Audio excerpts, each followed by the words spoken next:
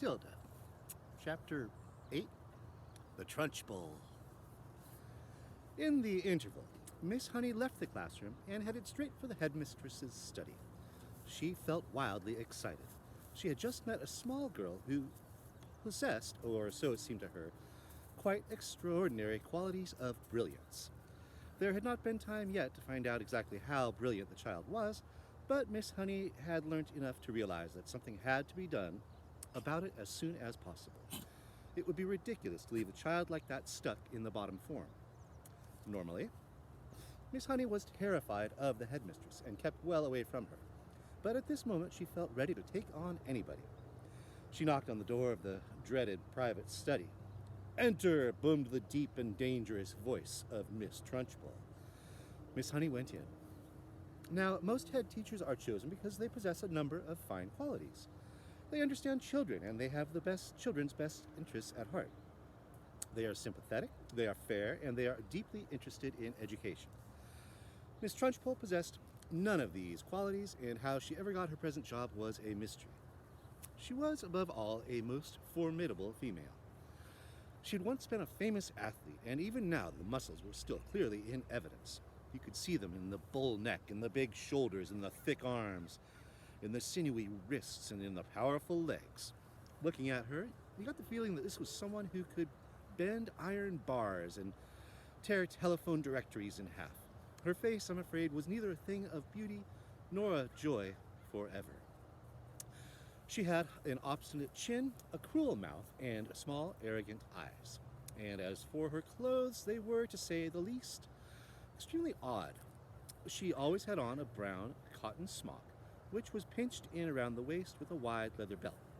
The belt was fastened in front with an enormous silver buckle.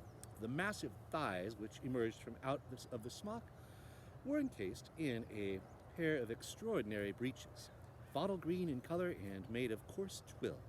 These breeches reached to just below the knees, and from there on down she sported green stockings with turn-up tops, which displayed her calf muscles to perfection. On her feet she wore flat-heeled brown brogues with leather straps. She looked, in short, much more like a rather eccentric and bloodthirsty follower of the staghounds than the headmistress of a nice school for children. When Miss Honey entered the study, Miss Trunchbull was standing beside her huge desk with a look of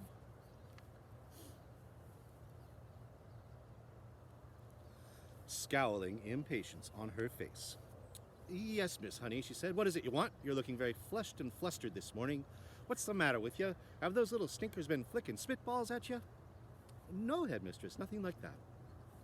"Well, what is it then? Get on with it. I'm a busy woman." As she spoke, she reached out and poured herself a glass of water from a jug that was always on her desk. "There is a little girl in my class called Matilda Wormwood," Miss Honey began.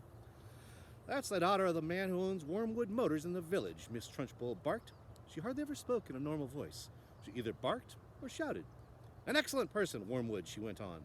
"I was in there only yesterday. He sold me a car. Almost new. Only done 10,000 miles. Previous owner was an old lady who took it out once a year at the most. A terrific bargain. Yes, I liked Wormwood. A real pillar of our society. He told me the daughter was a bad lot, though.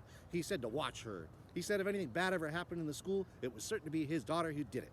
I haven't met the little brat yet, but she'll know about it when I do. Her father said she's a real wart." "Oh, no, headmistress, that can't be right," Miss Honey cried. "Oh, yes, Miss Honey, it darn well is right. In fact, now I come to think of it, I'll bet it was she who put that stink bomb under my desk first thing here this morning. The place stank like a sewer. Of course it was her. I shall have her for that. You see if I don't. What's she look like? Nasty little worm, I'll be bound.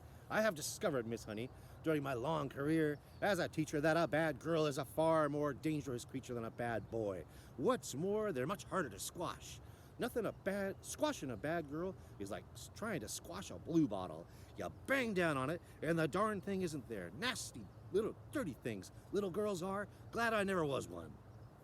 "Oh, but you must have been a little girl once, headmistress. Surely you were."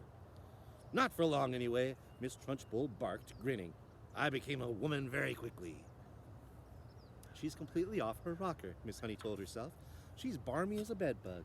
Miss Honey stood resolutely before the headmistress. For once, she was not going to be browbeaten. I must tell you, headmistress, she said, that you are completely mistaken about Matilda putting a stink bomb under your desk. I am never mistaken, Miss Honey.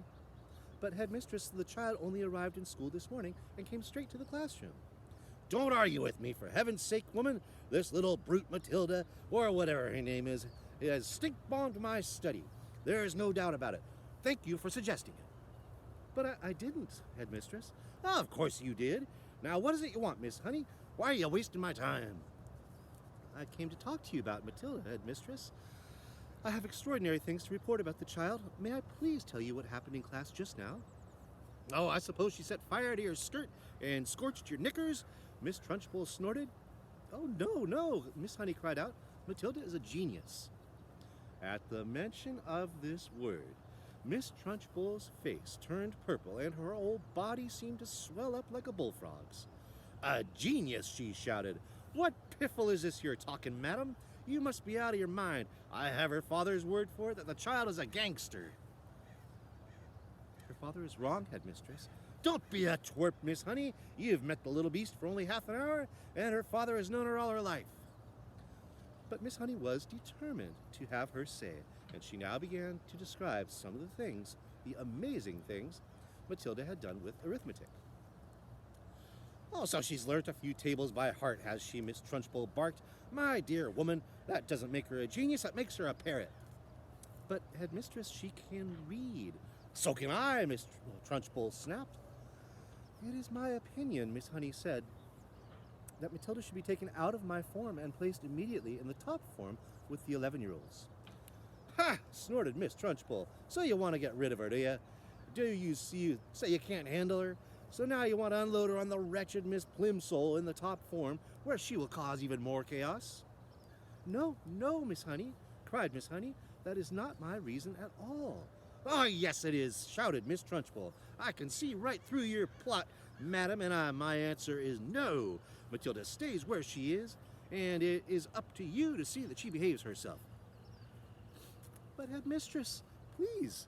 Not another word, shouted Miss Trunchbull. In any case, I have a rule in this school that all children remain in their own age groups regardless of ability.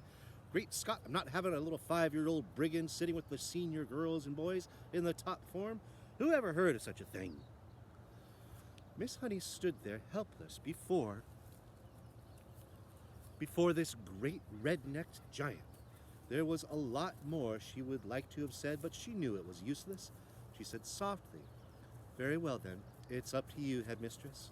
You're darn right it's up to me, Miss Trunchbull bellowed. And don't forget, madam, that we are dealing here with a little viper who put a stink bomb under my desk. She did not do that, headmistress.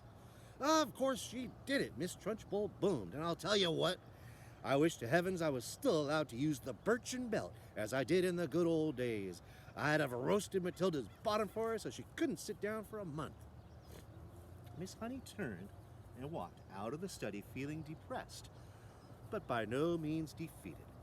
I'm going to do something about this child, she told herself. I don't know what it will be, but I shall find a way to help her in the end.